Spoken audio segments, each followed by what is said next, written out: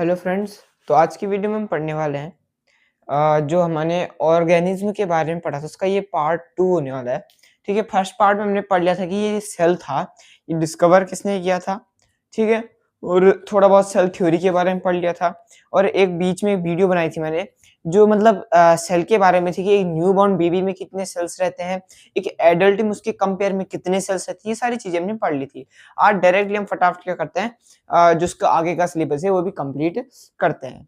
ठीक है, तो सबसे पहले हम पे जो अब जो आता है वो है हम पे सबसे पहले सेल मेम्ब्रेन या बोल सकते हैं प्लाज्मा मेम्ब्रेन के बारे में। ठीक है, पीएम बोलो चाहे सीएम बोलो।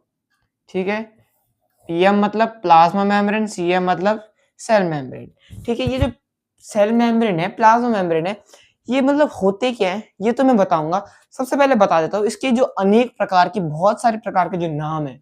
सबसे पहले एक तो ये है पीएम यानी प्लाज्मा मेम्ब्रेन, एक है सेल मेम्ब्रेन, एक है सेलेक्टिवली मेम्ब्रेन, या एक है हमारा सेमी परमिएबल मेम्ब्रेन। ये जितनी भी मैंने नाम बताइए क्या है, इसी चीज से क्या है, मतलब एक जैसे पर्यायवाची होते हैं ना वैसी ही है। ठीक है, तो अब ये तो हमने पढ़ लिया है कि ये क्या है। ठीक, मतलब सॉरी उसके नाम पढ़े हैं, तो अब पढ़ते हैं कि जो ये सेल मेम्ब्रेन या प्लाज्मा मेम्ब्रेन है क्या। ठीक है, तो जो ये प्लाज्मा मेम्ब्रेन रहती है ये हमारी पाई जाती है दोनों में, एनिमल सेल्स में भी और प्लांट सेल्स में भी पाए जाते हैं। ठीक है, प्लांट सेल्स में कहाँ पाए जाते हैं, तो जो बाहर वाली जो लेयर रहती है उसके अंदर वाली लेयर में प्लाज्मा मेम्ब्रेन पाई जाती है। और एनिमल सेल्स की बात करी जाए तो उसमें एक ही मेम्ब्रेन रहती है जो क्या रहती है, प्लाज्मा मेम्ब्रेन रहती है। ठीक है, अब इसके अंदर एक लिक्विड या फ्लूइड बोल सकते हैं जो पाया जाता है जिसे हम लिपिड कहते हैं। ठीक है, इसके अंदर पाया क्या जाता है, एक पाया जाता है लिपिड और एक होता है हमारा प्रोटीन। क्या क्या होता है, एक लिपिड है एक प्रोटीन है, ये दो चीजें हमारी प्लाज्मा मेम्ब्रेन या सेल मेम्ब्रेन के अंदर पाई जाती है। ठीक है, अब आपको पता लग गया होगा कि प्लाज्मा मेम्ब्रेन सेल मेम्ब्रेन क्या है, ये लिपिड और प्रोटीन उसके अंदर पाए जाते हैं। ठीक है, ये दोनों चीजों में मतलब वो होती है, अकर करती है। ठीक है, तो ये सब चीज था प्लाज्मा मेम्ब्रेन के बारे में। अब देखो आज हम सिर्फ वीडियो में पढ़ेंगे प्लाज्मा मेम्ब्रेन क्या था जो कि हमने पढ़ चुका है। अब हम पढ़ेंगे सेल वॉल के बारे में, तब हम पढ़ेंगे न्यूक्लियस के बारे में, फिर लास्ट में पढ़ेंगे प्रोटोप्लाज्म और साइटोप्लाज्म के बारे में इस वीडियो में पढ़ने वाले हैं। ठीक है, मतलब इसके कुछ पार्ट्स बनेंगे, जैसे इस पार्ट में मैंने इतना पढ़ाया, अगले पार्ट में पढ़ाऊंगा कि जैसे ईआर के बारे में पढ़ाऊंगा, एंडोक्राइन जो वो है रेटिकुलम है उसके बारे में पढ़ाऊंगा। बहुत अच्छा टॉपिक है, उसमें भी आप बहुत इजी समझ जाओगे जिस प्रकार से मैं समझाऊं। ठीक है, तो अभी खैर उस टॉपिक को रहने देते हैं, अभी इस टॉपिक पे वापस आते हैं।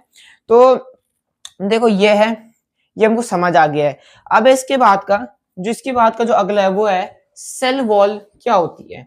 ठीक है, देखो जो सेल वॉल है वो प्लाज्मा मेम्ब्रेन की एक आउटर लेयर होती है जो कि सिर्फ कहाँ पाई जाती है, प्लांट सेल में पाई जाती है। ठीक है, अगर क्वेश्चन एग्जाम में पूछा जाए कि plasma membrane sorry cell wall कहाँ किस सेल में पाई जाती है, किस सेल में पाई जाती है और कहाँ पे पाई जाती है, ये अगर क्वेश्चन आ गया तो आपको बोलना है या लिखना है कि जो सेल वॉल रहती है वो हमारी सिर्फ प्लांट सेल्स में आती है तो, और कहाँ जो प्लाज्मा मेम्ब्रेन उसकी जो मतलब जो सेल की सबसे आउटर मोस्ट जो लेयर होती है वो उसको हम क्या कहते हैं, सेल वॉल कहते हैं।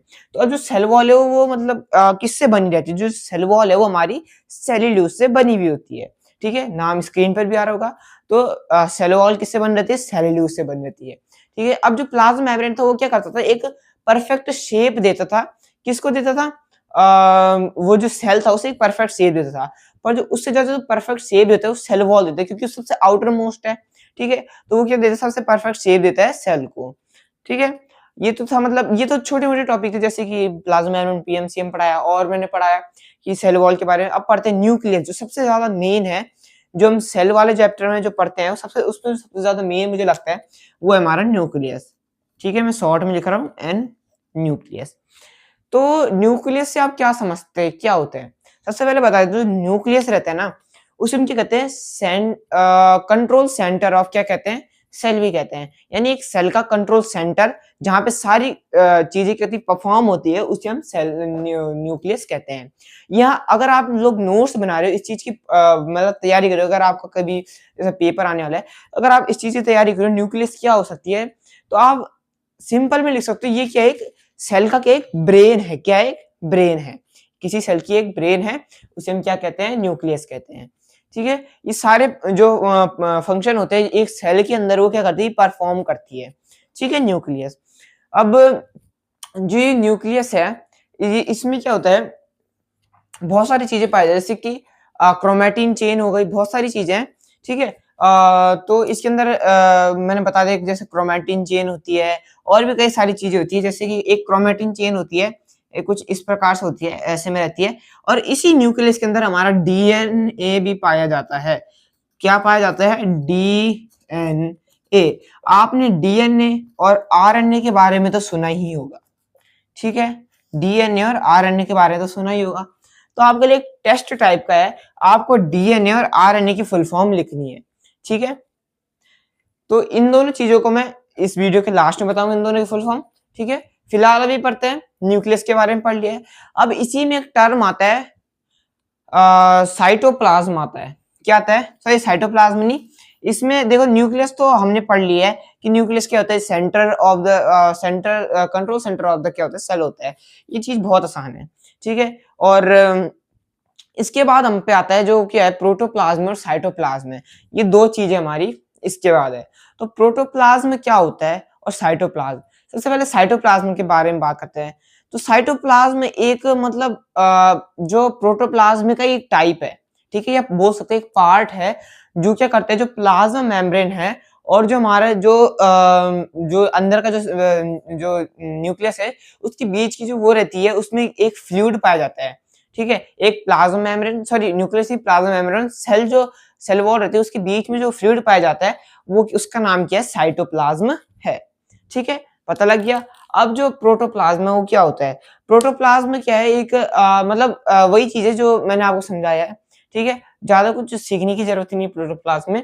और अगली वीडियो में बहुत आसान आसान टॉपिक है तो उनको हम जल्दी जल्दी सीख लेंगे।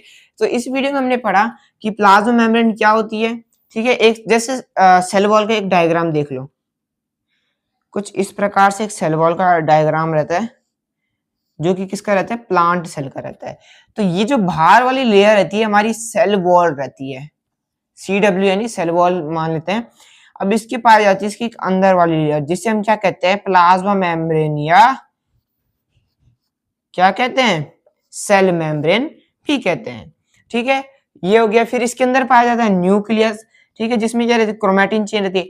ठीक है, और उसमें भी क्या पाया जाता है, ये तो हमारी क्रोमेटिन चेन है, या हम बोल सकते हैं क्रोमेटिन नेटवर्क भी बोल सकते हैं। ठीक है, इसी में एक डीएनए भी पाया जाता है।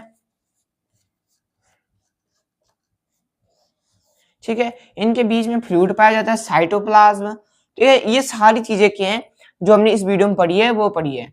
न्यूक्लियस के बारे में पढ़ लिया, जिसको हम क्या बोलते हैं, ये एक न्यूक्लियस है जिसे हम क्या बोलते हैं, ब्रेन मान लेते हैं, brain of the cell. Cell का क्या है, दिमाग है, ब्रेन है। ठीक है, तो यही था इस वीडियो में। आई होप अगर आपको वीडियो पसंद आएगी तो लाइक और सब्सक्राइब जरूर से करना। अब हम मिलते हैं आपको अगली वीडियो में।